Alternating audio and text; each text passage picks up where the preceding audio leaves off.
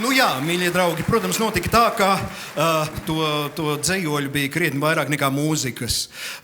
Tika sarakstītas vai tādu Jēkaba ievērību guva, varbūt kādi 10 vai 11 teksti, ne vairāk, bet dzejoļi, kā jau es saku, ir daudz vairāk. Man Anda iedeva visu šeit klātesošo komponistu e-pastus.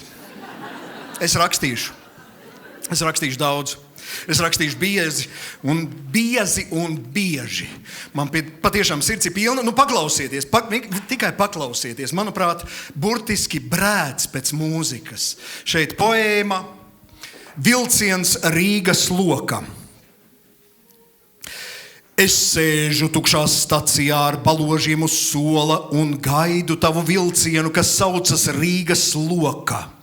Rīb garām smagi vagoni un stipri smirt pēc naftas. Spurts gaisā mani baloži bēž dzenā čipšu pakas. Un pienāk vilciens tavējais, kas saucas Rīgas loka. Un tas ir šodien pēdējais, šī doma mani moka. Jau perons pilns ar cilvēkiem, tie visi iet uz mājām. Vēl skraidu es gar vagoniem un kaut kāds suns pa kājām.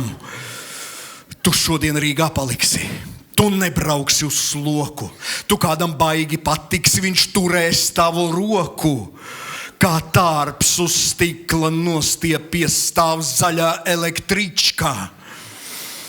Man ļoti gribas nospļauties, jo tā man ir privička.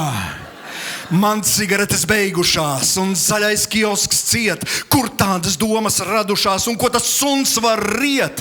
Sargs staciju ir aizslēdzis, ir nakts un paliek augsts. Es visu esmu pakāsis, man tagad viss ir ļauts. Un maucu es ar akmeni pa apgaismotiem logiem. Cik labi, ka tu nezini to, kas ar mani notiek.